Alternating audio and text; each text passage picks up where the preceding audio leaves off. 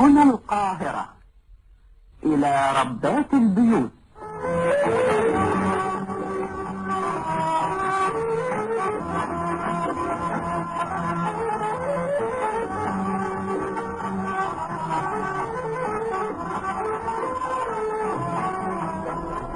أخواتي المستمعات، صباح الخير. صباح الخير والهنا والسعادة على أحلى أخوات في الدنيا كلها، وسلام الله عليكم يا حبايبي غاليين. عاملين ايه؟ يا رب تكونوا بخير وفي أحسن حال. معاكم أم سناء من قناة بيتك أجمل، وراجعة لكم بيوم جديد وفيديو جديد نبدأ فيه بالصلاة على الرسول عليه أفضل الصلاة والسلام. حبايب قلبي، الفيديو بتاعنا النهاردة فيديو كده دسم وكله افكار كتير ان شاء الله باذن الله كده تشجعي وتحمسي معايا. عايزه اقولك لو انت حامله هم شهر رمضان الكريم، كل سنه وانتم طيبين، وعايزه بقى توفري وتحوشي كده وتجهزي لخزين رمضان، والدنيا مش مساعداكي طبعا، الضغوط كتير والمصاريف كتير ومش عارفه تبداي ازاي او تعملي ايه، ان شاء الله هقولك على عاداتي اللي انا ماشيه عليها بقالها سنين بتملى بيتي خير وبتعمر بيتي في شهر رمضان. ان شاء الله افكار جديده هتعجبك جدا وهتشجعك، وان شاء الله يهل علينا الشهر الكريم بالخير واليمن والبركات، اللهم امين. وهشارك معاكي اول تفريزات رمضان بالطريقه السهله البسيطه المضمونه، اللي لما تيجي تطلعيها بعد كده عشان تستعمليها تلاقيها كانها فريش وكانك لسه جايباها وعاملاها حالا. بنجيب الحاجه غاليه يا بنات، فلازم نخزنها بطريقه مظبوطه عشان طعمها ما يغيرش بعد كده.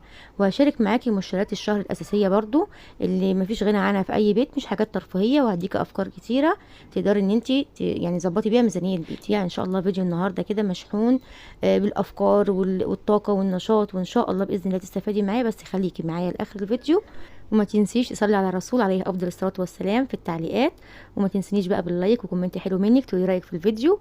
ولو انت اول مره بتشوفيني خدي جوله في القناه، ولو عجبتك القناه شرفيني باشتراكك وفعلي الجرس عشان يوصلك مني كل جديد.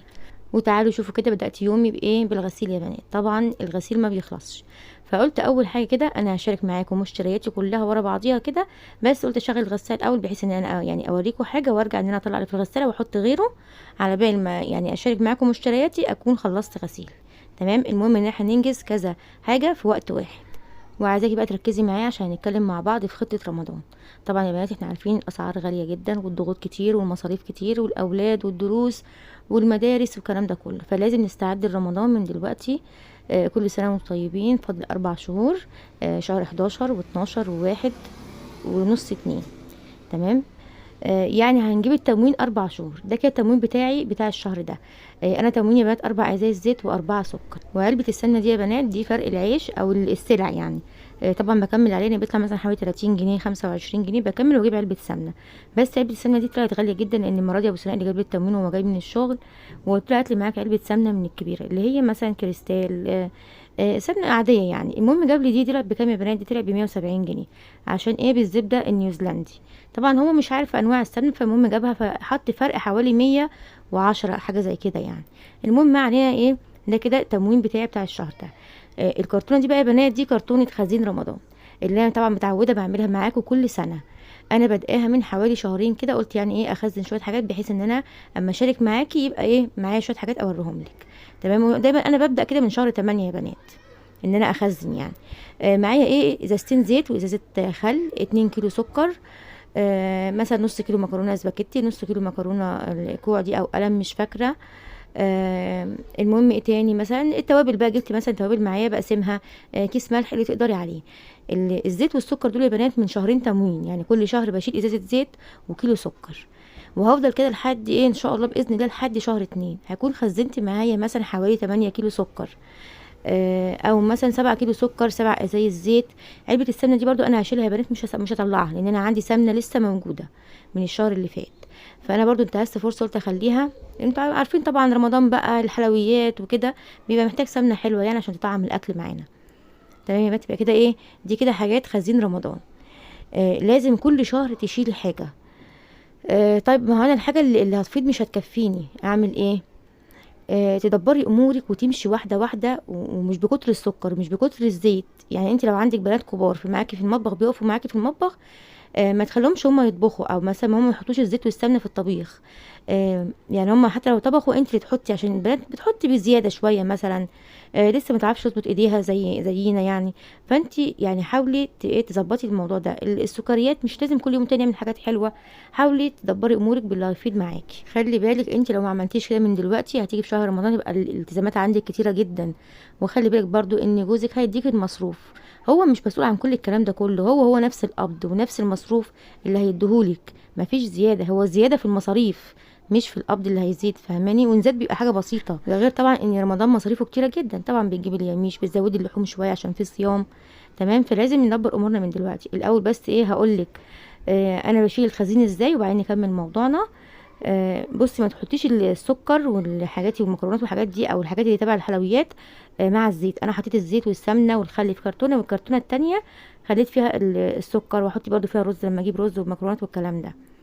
اللي فاض معايا بقى ايه يا بنات بقى الشهر ده، 3 كيلو سكر و3 ازايز زيت. وكان عندي ازازه اللي هي ناقصه دي من الشهر اللي فات، وعلبه السمنه زي ما وريتها لك اهيت، هي لسه فاضل فيها ما شاء الله اكتر من نصها سمنه من الشهر اللي فات.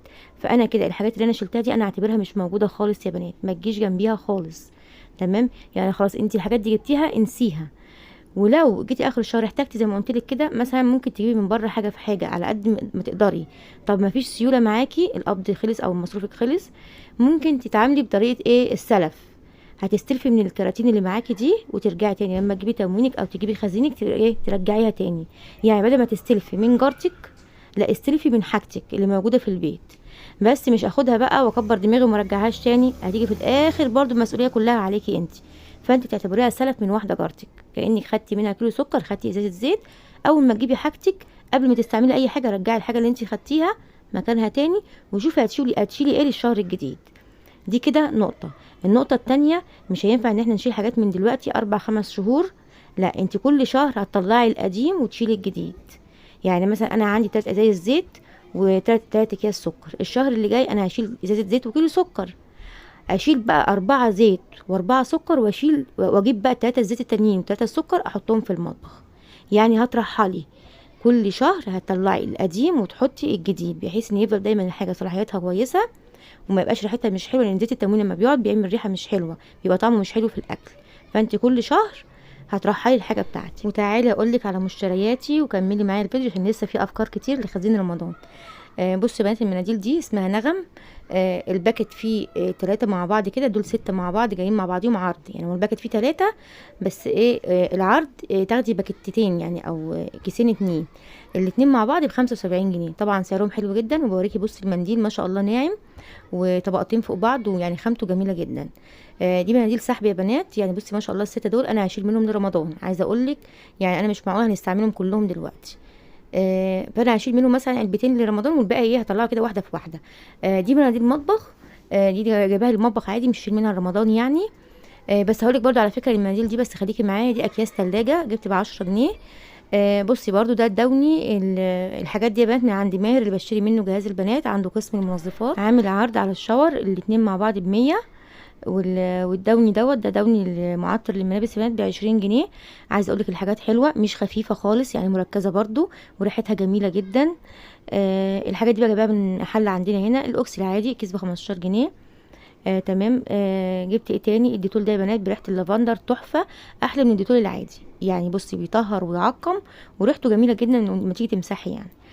جبت برضو صابون مواعين. بصوا انا جبت كيلو، بس انا شفت جيركن كده عرض ب90 جنيه 10 كيلو يا بنات، جميل جدا. بس للاسف كل ما نروح بيكون العرض خلص، فان شاء الله يعني ايه اما ينزل تاني انا هجيبه. فجبت كيس كده مؤقتا يعني. وجبت طبعا سلك يعني. المهم ان الحاجات دي مش احتياجات الشهر، لا انا لسه عندي حاجات من الشهر اللي فات، ودي الفكره اللي انا باكد عليها كل شهر. يعني بص لسه عندي الليفل بتاع المواعين، الباور اللي بغسل بيه البوتاجاز، ربسه اوتوماتيك اهو في الجردل بتاعه، عندي منظف ارضيات، عندي المعطر. يعني يا بنات مش كل شهر هروح اجيب الاحتياجات كلها بتاعه البيت وانا عندي حاجات مركونه. اصلا انت لو عملتي كده ميزانيه مين اللي تكفي دي، او قبض مين اللي يكفي؟ مش هيكفي. هي يا بنات بتمشي كده، الشهر ده عندي حاجات مثلا فاضله من الشهر اللي فات، اشوف بقى حاجه انا لسه ما جبتهاش، حاجه محتاجاها، حاجه كانت ناقصاني ومش عارفه اجيبها. وبالنسبه يا بنات لمناديل المطبخ، انا بطلع مثلا بكره واحده وبشيل بكره، تمام؟ ممكن اشيلها للشهر الجاي وامشي نفسي بالبكره ديت على قد ما اقدر. اجي الشهر الجاي اجيب برضو باكت اللي هو البكرتين ده، اروح شايلاهم مقفولين زي ما هما واطلع البكره اللي انا كنت شايلاها. فاهماني؟ التوفير بيجي من كده. هتقولي الحاجه مش بتكفي. الحاجه اولا تسمي لما تيجي تستعملي اي حاجه، تفتحي اي ظرفه اذكري الله وسمي بالله على اي حاجه وربنا بيبارك، وانتي خلي عندك تأني كده واستعملي الحاجه بالعقل، فاهماني؟ من غير تبذير. ده مش بخل يا بنات، ده انتي بتحافظي على نعمه ربنا اللي اداهالك. يعني كان في مثل زمان بيقولك ايه، لمي النعمه تلمك. يعني انت لما تحافظي على حاجه هتلاقيها. وتعالوا نشوف بقيه المشتريات يا بنات. انا جبت الخيار ده عرض مع بعض كده 3 كيلو ب40 جنيه، والبطاطس ديت ال5 كيلو ب40 جنيه برضو، يعني الكيلو ب8 جنيه. طبعا حلوه جدا، انا عندي هنا الاسعار فظيعه، انتوا عارفين طبعا معايا على طول. جبت كمان البصل ب10 جنيه. عايزه اقول لكم انا كنت في حلوان من شويه، لقيت البصل برضو ب10 جنيه في حلوان، والبطاطس ب8 جنيه وب7 جنيه. بس انا بتكلم ان الاسعار دي بقت حلوه للمنطقه اللي انا قاعده فيها. انا زي ما قلت لكم ده هنا ايه زي كومباوند كده، الاسعار فيه سياحيه، اسعار فظيعه يعني. المهم جبت برضو البطاطا ما شاء الله اللهم صل على النبي، ال5 كيلو ب30 جنيه، يعني الكيلو ب6 جنيه. طبعا ما شاء الله حاجات اسعارها حلوه جدا. عايزه اقولك على فكره حلوه، لازم ما تيجي تجيبي الخضار بتاعك تشوفي العروض. كل منطقه فيها حد بيعمل عروض، ما تقوليش لا ما عندناش. انزلي السوق ودوري، لازم تدبري امورك، فاهماني؟ ما تبقيش قاعده في البيت كده مش عارفه الدنيا بره فيها ايه. لا شوفي، طب العرض غالي عليكي مثلا، يعني جمعتي من كل حاجه، تجيبي عرض من كل حاجه هيعمل معاكي مبلغ. اتفقي مثلا مع اختك واقسموا العروض مع بعض. لو مثلا الحاجه قطعت معاكي 200 300 جنيه، انت تدفعي 150 وهي 150. يا ست جارتك صاحبتك، المهم تستفادي بالعروض وتستفادي بالمبلغ اللي هيتوفر تجيبي بيه حاجه تانية. تمام. تعالوا بقى نشوف برضو معانا ايه تاني، الحاجات اللي احنا هنفرزها رمضان بقى يا بنات، ودي اول تفريزاتي. معايا التين ده هنعمله مربى، وهقول لك على اسهل وافضل طريقه للمربى. والجوافه انا بصوا يا بنات بقطعها كده حلقات، كنت الاول بقطعها مكعبات، بس كنت لما اجي اطلعها عشان اعملها عصير كانت تاخد وقت عبال ما تفك. تمام، كانت بتبقى متلجه جدا طبعا وتبوظ الخلاط. فكده انا بقطعها حلقات كده زي ما انت شايفه، وبخليها بالبذر بتاعها. ليه؟ لان هي التحليه بتاعتها كلها او السكر كله اللي في الجوافه بيبقى في البذر ده. فانا بعملها في الخلاط بالبذر كده، وبحط لها لبن وسكر، وارجع اصفيها بمصفى ضيقه، بتبقى تحفه يا بنات. تمام كده، دي طريقه تفريز الجوافه يا بنات. شلتها زي ما انتم شايفينها كده من غير اي اضافات ولا اي حاجه، وعلى الفريزر على طول. تعالوا بقى نعمل المربى. بصوا يا بنات، التين ده كيلو تين. كيلو التين المفروض ان هو ياخد نص كيلو سكر، بس انا بحط 400 جرام بس، لان احنا مش بنحب الحاجه مسكره قوي. بس انت براحتك، عايزه تحطي نص كيلو كله حطي، بس هي بتبقى جميله يا بنات على فكره، مش دلع يعني. المهم 400 جرام، يعني المج ده 200 جرام، حطيت مجين على التين بقى بقطعيه قطع صغيره خالص، مكعبات صغيره خالص كده زي ما انت شايفه. اهم حاجه تخلي بالك ما يكونش فيه تينيه بايظه او ريحتها متغيره، لان لو تينيه واحده بايظه هتبوظ لك المربى كلها. لازم تركزي جدا على الحته دي، تفتحي كل تينيه كده وتشميها من جوه كويس، وتبصي فيها كويس، لان لو حاجه بايظه زي ما قلت لك هتبوظ لك الدنيا. الخطوه الثانيه بقى بعد ما حطينا عليها السكر كده بنقلبها كويس زي ما انت شفتي معايا، وبحطها في التلاجة حوالي 12 ساعه. يعني انا كده حطيتها يا بنات، بس انا بصي جمعت لك الفيديو مع بعض عشان ما تتوهيش مني. يعني مثلا مش هحطها وارجع اخش في حاجه تانية وارجع اخر الفيديو اجيبها لك بعد ما اتعملت، لا. انا كنت عاملاها كده مثلا من قبلها بيوم بالليل، قمت الصبح عملتها. يعني عملت الخطوه بتاعه السكر دي، بنقلبها في التين كده وتغطيها وتحطيها في التلاجة بالليل، تاني يوم الصبح تشتغلي فيها. عملت ايه، شلتها حطيتها في حله وحطيتها على البوتاجاز بدون اي اضافات، هي فيها السكر بتاعها زي ما شفتيها من التلاجة، طلعت عامله زي من التلاجة زي ما هي كده. حطيها في الحله وتولعي عليها البوتاجاز، وما تخليش النار عاليه قوي، تخلي النار وسط. تمام. بعد كده اول ما تغلي معاكي هتعمل ريمه زي ما انت شايفه كده، تبداي تشيلي الريمه بتاعتها وتتاكدي ان مفيش ريمه، لان برضو الريمه دي هتقلل من جوده المربى او هتخلي عمرها قصير ما تقعدش معاكي فتره كبيره. وتعصري عليها كده نص ليمونه بس، الميه بس، مش عايزين التفل. انا وريتك التفل زي ما هو كده في الليمونه، لا هي نص ليمونه، عايزين بس الميه بتاعه الليمون، وتقلبي بقى كويس. وبصي بقى هقولك على نقطه برضو، انا عايزاها تكون يعني سايله كده وفيها قطع زي ما بنجيبها جاهزه كده. فانا بعمل بالمعلقه كده قطع بسيطه كده، مش بهرسها كلها عشان تديني القوام ده. لو انت بقى عايزاها كلها سايبه خالص كده، سايله خالص ما فيهاش قطع، هتجيبي شوكه وتقعدي تهرسيها كلها كده لغايه ما تخليها تدوب معاكي. تمام. بس امتى؟ وقت ما بتعصري الليمون، يعني بعد ما تعصري الليمون على طول تعملي الخطوه دي. لو اتاخرت شويه هي هتعقد، الليمون هيخليها تعقد تتقل معاكي وتعمل عسل يعني. بعدين مش هينفع ان انت تهرسيها، لانك انت لو هرستيها كده تمام بالشوكه بعديها بعد ما عقدت هتكسري العقد بتاعها، مش هتبقى معاكي مربى، هتبقى كانها عصير تين، فاهماني؟ ودلوقتي بقيت حطيت مكعب بنجر كده كنت مفرزاه في الفريزر برضو، هيدينا ايه لون حلو كده، هيخلي المربى معاكي لونها حلو. لو انت مش حابه الخطوه دي مفيش مشكله خالص عادي، هي مش اساسيه يعني. تمام. استوت معايا زي ما شفتي معايا خالص كده، طفيت عليها بقى وسبتها لما تبرد خالص. ادي بقى القوام بتاعها اهو يا بنات. بص بقى، ده القوام اللي انا بقولك عليه، زي الجاهزه كده، فيها قطع سايله وفيها قطع مكعبات كده او قطع صغيره كده. تمام، هو ده القوام الجاهز بره. بس عايزه اقول لك بقى، بص ما خدتش وقت خالص، حاجه نظيفه انت عاملاها في البيت. اهم حاجه كمان انك انت بصيتي في التين كويس، ماشي؟ يعني الله اعلم، الله اعلم بره بيعملوا التين شكله ايه. التين ده بالذات من الفاكهه الحساسه اللي ما بتستحملش، لو واحده بايظه هتبوظ لك المربى كلها. طبعا هما يعني الحاجات الجاهزه دي بيحطوا فيها مواد حافظه ما بتخليش الحاجه طعمها باين، فدي حاجه نظيفه انت عاملاها في بيتك. وبصي بقى، الكيلو التين عمل لنا كيلو مربى. كيلو المربى دوت يعمل بره 80 جنيه. انا جايبه كيلو التين ب 25 جنيه، وقول حطينا نص سكر مع انه مش مجمع نص سكر ب 15 جنيه، يعني 40 جنيه. يبقى احنا كده وفرنا النص بالظبط يا بنات. يلا بقى اعمليها، هتوفر معاك طبعا عشان المدارس وكده والسندوتشات الولاد، وممكن تشيليها رمضان. احنا حاطين فيها ليمون يا بنات، الليمون ده ماده حافظه. وعلى فكره انا بعملها الايام دي وبشيلها للبوتيفور بتاع العيد. من دلوقتي بتبقى جميله جدا يعني، ما شاء الله اللهم بارك. تعالوا نشوف هنفرز ايه تاني. ومعانا الباميه. الباميه يا بنات في الاسواق انا سمعت ان هي ب 80 جنيه. كذا حد قال لي، يعني كنت هخلي اختي تجيب لي من السوق بتاعها، قالت لي ب 80 جنيه. قلت لها لا، اما تنزل في العرض. احنا عندنا تاجر بيبيع جمله، بس مش في المكان اللي انا قاعده فيه، في السكن القديم. تمام يا بنات، اعملها بقى بكام بقى؟ ما شاء الله اللهم بارك. ال3 كيلو ب 120، يعني الكيلو ب 40 جنيه، النص بالظبط. المهم بس هو بيديك بقى كبيره في صغيره كده، يعني هي ايه، الشنطه معبيه كده 3 كيلو زي ما هي كده. زي ما انت شايفاها ما شاء الله، ما فيهاش حاجه بايظه ولا اي حاجه. فضيتها بقى في طبق كده. وعايزه اقول لك بقى، انا بغسل الباميه باميه باميه. خديها على الحوض كده، بس طبعا انا بختصر لك عشان الفيديو طويل جدا. انا بغسلها باميه باميه، واحده واحده كده يا بنات، ماشي؟ تتاكدي من نظافتها كويس جدا. طبعا الاول بنقعها بشويه خل، وبعدين ببدا اغسلها. الخل بيثبت اللون بتاعها، بيخلي لونها يفضل حلو وهي مفرزه، ما تلاقيش لونها بهتان كده. خدت منها جزء بقى اللي هي القطعه الكبيره، عملتها ايه، باميه ويكا. والتانية قطعتها كده عادي يعني للطبيخ، يعني قمعتها كده للطبيخ. تمام. طلعوا معايا قد ايه يا بنات؟ عملت منهم 6 علب من ال3 كيلو. 3 علب ويكا، والتلات علب التانيين اللي هي للطبيخ.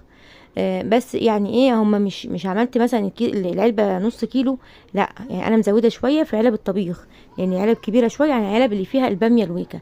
يعني طبعا الطبيخ بتستعمليه اكتر، يعني الباميه الويكا دي بتبقى زي الملوخيه كده جنب الاكل، يعني طبق اضافي كده. فالمهم يعني ما شاء الله اللهم بارك، عملت من 3 كيلو 6 علب. طيب بنفرزها ازاي؟ زي ما هي خضره كده يا بنات. لا تقولي بقى احطها في ميه سخنه وارجع اطلعها اعملها صدمه احطها في ميه ساقعه.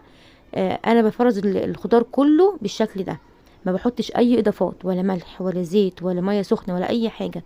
ليه؟ انت لما مثلا تحطي الباميه في ميه سخنه، انت نزلتي الفايده بتاعتها في الميه، ونزلت الطعم كله في الميه. وتيجي تشيليها من الميه السخنه تحطيها في ميه ساقعه، برضو كده انت خلاص ضيعتي طعمها كله خالص. تيجي تحطيها في الطبيخ تلاقيها مسخه ملهاش طعم. فاهماني؟ فالطريقه اللي انا بعملها دي يا بنات ممتازه ممتازه ما شاء الله، عن تجربه بقالي سنين ماشيه عليه. الخضار كله انا مش بحط له اي اضافات، وبفرزه زي ما هو اخضر كده. تمام. شلتهم بقى على الفريزر. وتعالوا نشوف هنعمل ايه تاني. وهنعمل الزيتون يا بنات، طبعا كنت جايباه معاكم، يعني شاركته معاكم. واحنا بنعمل تنظيفات، وقلت لكم ان انا ايه اما اعمله هوريه لكم. بصوا يا بنات، انا هعمل مخلل زيتون وليمون. ده زيتون تفاح يا بنات، بس هو مخلط. ده برضو جايباه من عند بتاع الخضار اللي بنجيب من عنده. كان ال3 كيلو كانوا مع بعض كده اللهم بارك ب105 ب110، مش فاكره ورانا انه بقاله كتير يعني، بقاله اسبوعين كده. تمام. انا كنت مخلاه من بدري، حتى انتوا شفتوه معايا في الفيديوهات يعني. المهم يعني هو مخلط على زيتون اللي هو العزيزي على تفاح. وهعمل ليمون. انا جبت 2 كيلو ونص ليمون. هاخد ليمون عشان نعصره للزيتون، وليمون هنقطعه كده شرايح، وليمون هنخلله. انا كده الليمون اللي بحط عليه الفلفل ده الليمون اللي انا هخلله. نقيت الليمون الحلو اللي ما فيهوش مثلا اي حاجه من بره كده، ولا مخربش ولا اي حاجه، ما شاء الله. والليمون اللي في طبق البامبا ده يا بنات اللي احنا هنعصره للزيتون. تمام. دلوقتي معايا بقى الزيتون. انا قسمته نصين، خليت اللي هو التفاحي ده لوحده، والزيتون التاني اللي هو الصغير اللي هو العزيزي ده لوحده. وهنعمله النهارده بطريقتين يا بنات. الطريقه الاولانيه اللي احنا مثلا هناكله بعد 15 يوم، والطريقه التانيه يقعد معاكي رمضان. ايه الفرق بينهم؟ بص، هي نفس المقادير كلها واحده، بس الفرق انا هقول لك دلوقتي على التكه اللي هنعملها. اللي احنا هنشيله رمضان بنشقه شقه واحده زي ما انت شايفه كده. بصي، بتمسكي كده من تحت كده من عند العنقود بتاع الزيتونه كده بالسكينه، شقه واحده مش اكتر من كده. عملتهم كلهم اهو بالشكل ده يا بنات. تعالي بقى اللي احنا ايه هناكله دلوقتي، اللي انا هعمله مثلا ان احنا ناكله بعد 15 يوم. 20 يوم بالكتير. بتجيبي الهون بقى، وده افضل حاجه يعني، انك انت بتدقي عليه كده في الهون. طبعا انا حاطه منديل عشان الزيتونيه ما تجريش في الهون، اتحكم فيها يعني ما تزحلقش وتجري من ايد الهون. تمام. بتدوسي عليه بقى كده بايد الهون كده يا بنات. بصوا بيعمل ايه بقى، بتلاقي بقى البذره فصلت من الزيتونه كده، يعني ماسكه على حاجه بسيطه. فده بيساعد ان ميه التخليل تدخل في الزيتونه كده وتخللها وتخليه يستوي بسرعه. ده الفرق بين الزيتون السريع والزيتون اللي بيستوي براحته يا بنات. تمام. عملت بقى خلاص الجزء كده بالهون، والجزء التاني شقيته بالسكينه زي ما انت شايفه كده. تمام. جبت بقى الليمون اللي هو هنقطعه شرايح كده، هنحطه مع الزيتون. ده جزء كده من الليمون خدته قطعناه شرايح كده. اهم حاجه تشيلي منه البذر عشان البذر بيمرر، تشيلي البذر من الليمون. تمام. وعملنا كله شرايح زي ما انت شايفه. طلعت معايا الكميه دي، قسمتها على الطبقين. هو زي ما قلت لك المكونات اللي تحطيها هنا هي اللي تحطيها هنا. معانا برضو الفلفل الحامي ده انا برضو يعني فتحته كده فتحات عشان برضو يستوي بسرعه. تمام كده برضو الطبقين زي بعض اهو. على فكره يا بنات دول 2 كيلو زيتون مش 3 كيلو عشان انا اتلخبطت بس. تمام. الكيلو الزيتون بياخد معانا نص ليمون او نص عصير ليمون، يعني نص كيلو ليمون تعصريه يبقى على قد الكيلو مظبوط حلو. بدات بقى ان انا يعني الاول فتحت نصين كده وشلت منه البذر، وهبدا بقى اعصره سريع سريع كده يا بنات بالعصاره. تمام. طبعا بقى يعني عايزه تعصريه كده، عايزه تعصريه بايدك. المهم احنا عايزين البوله دي مليانه عصير ليمون زي ما انت شايفه. معانا كده البولتين، هحط البوله للكيلو ده وبوله للكيلو التاني. تمام. الاضافه التانيه يا بنات هنحط جزر مبشور وهريسه شطه. ده فلفل احمر انا عاملاه في الخلاط كده يا بنات ومفرزاه يعني، وجزر مبشور برده متفرز، ومعانا ورق اللوري. تمام. هحط كده زي ما انت شايفه في طبقين كده برده هريسه شطه هنا وهحط هنا، وبرده الجزر المبشور هحط منه هنا وهحط منه هنا. تمام. يعني بالكميات اللي انت شايفاها دي كده، الكميات دي كده مناسبه. تمام يا بنات. يعني مثلا قولي معلقتين جزر ومعلقتين هريسه شطه، بيبقى حلوه جدا. حطيت كمان، حطيت معلقتين عصفر في كل طبق، ومعلقه حبه البركه في كل طبق. العصفر على فكره عايزه اقول لك ب 20 جنيه كميه كبيره جدا، وحبه البركه برده كميه حلوه ب 20 جنيه بس اقل شويه من العصفر. يعني العصفر ده قاعد معايا من تخليلات رمضان اللي فات. تمام. فانت هتجيبي الكميه تقعد معاكي كتير. بنحط بقى معلقه ملح هنا ومعلقه ملح هنا، وورقتين لوري هنا وورقتين لوري هنا برده، ونقلب زي ما انت شايفه كده بالشكل ده كده يا بنات. خلاص احنا مش هنحط حاجه تاني. معانا بقى البرطمانات، والنقطه دي برده مهمه، بنعقمها بميه سخنه يا بنات وشويه خل. ميه سخنه وشويه خل وتعقمي البرطمان كويس. تمام. هبدا بقى ان انا اعبي كده، وحاولي يعني تبقى كل حاجه معاكي مغسوله كويس جدا وبميه سخنه. كل ادواتك كويس تكون مغسوله بميه سخنه. حتى الميه اللي احنا هنحطها انا ميه غلياها وسايباها بردت خالص. الميه اللي احنا هنحطها للزيتون ميه مغليه وسايباها لما تبرد خالص عشان ما تعملش معاكي ريمه كده. طبعا برده البوست جواندي كده وانا بعبي الزيتون زي ما انت شايفه. تمام. بتعبي بقى كده الزيتون، وتوزعي بقى الفلفل كده برده في البرطمان، وتحطي بقى بوله عصير الليمون. البوله دي بقى قد المج الشاي ابو ايد. تمام. هي يعني البوله دي قده كده بالظبط، بس انا عصرت فيها عشان هي واسعه اعرف ان انا اعصر فيها. ونيجي بقى للميه يا بنات. البرطمان ده بياخد لتر الا ربع ميه، يعني البرطمانين هياخدوا معانا لتر ونص. طب لتر الميه للتخليل بتاخد قد ايه ملح؟ 4 معالق ملح. طب لتر ونص الميه هياخد معانا 6 معالق ملح. تمام. هنحط 6 معالق ملح ونقلبهم كويس، وهتحطي معلقتين خل، يعني لكل برطمان معلقه واحده. وهنحط برده من السكر معلقه واحده لكل برطمان معلقه واحده. يعني انا دلوقتي حطيت معلقتين سكر، معلقتين خل، 6 معالق ملح، لتر ونص ميه. دوبنا الكلام ده كله مع بعضه ونزلت بيه على البرطمانات. طب ليه انا بحط سكر يا بنات؟ السكر ده زي ماده حافظه، وفي نفس الوقت هيخلي معاكي الزيتون مقرمش، ما يتهريش كده يا بنات، يبقى طري كده. فاهماني؟ المهم بعد ما خلاص حطيت الميه بقى عليهم كده غطيتهم كويس بالميه، هبدا ان انا احط قشر الليمون. قشر الليمون اللي انت عصرتيه ما ترموهوش، تحطيه كده وتغطي بيه الوش من فوق.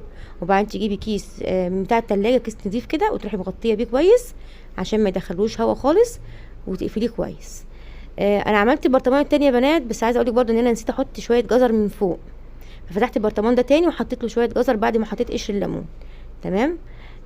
برده انا هتشوفي معايا دلوقتي البرطمان التاني برده اهو، حطيت له بقى شويه جزر مبشور من فوق كده، ورحت حاطه الكيس ونغطيه بقى، غطيه كويس. بس في نقطه عايزه اقولك عليها، اوعي تملي البرطمانات على الاخر. انا عندي يعني حكمت البرطمانات قوي زياده عن اللزوم. عايزه اقولك ان كل شويه اسمع صوت في المطبخ، والله يا بنات كل شويه اسمع صوت في المطبخ كده، فيه حركه، اتاري الغطا عمال يفك واحده واحده كده. وبعدين دخلت لقيت لك بقى صوت كأن حاجه فرقعت، ولقيت لك الزيتون واقع على الرخامه كده، عشان كان فاضل شويه زيتون وانا حطيتهم بالعافيه كده. فاهماني؟ فاوعي تعملي الحركه دي. يعني لو معاكي زياده حطيه في برطمان تاني.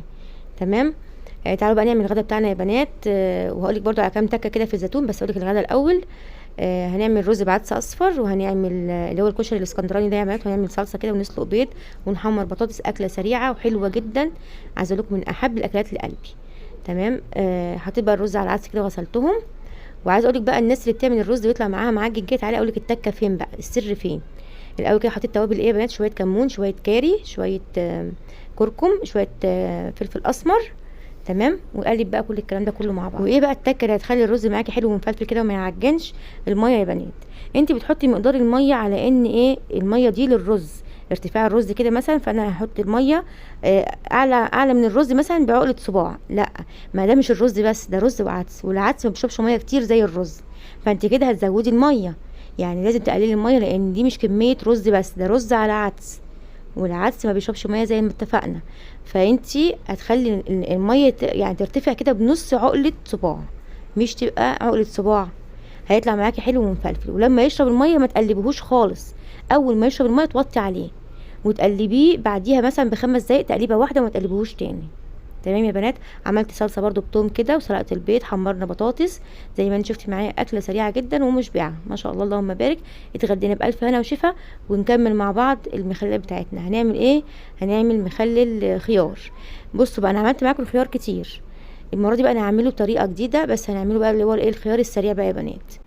وايه الفرق يا بنات؟ الخيار السريع احنا بنخرطه، ما بنخلوش سليم، وبنشيل الجزء اللي فوق ومن تحت كده في الخياريه.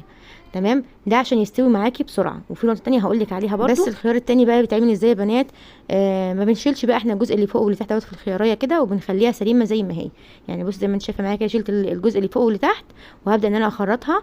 وعملتها كده بصوا بالقطاعه دي، جميله يا بنات، بتعمل شكل زجزاج كده حلو جدا في المخللات. تحفه يعني، وبرضو حاميه على فكره. سريعه يعني، مش تاخد منك وقت خالص. وعلى فكره بتتباع ب15 جنيه او ب20 جنيه، مش كتير يعني. خرطت بقى الخيار زي ما انت شايفه. واهم حاجه ان الخيار يكون كله حجم واحد، ميبقاش واحده تخينه واحده رفيعه، عشان يستووا مع بعض.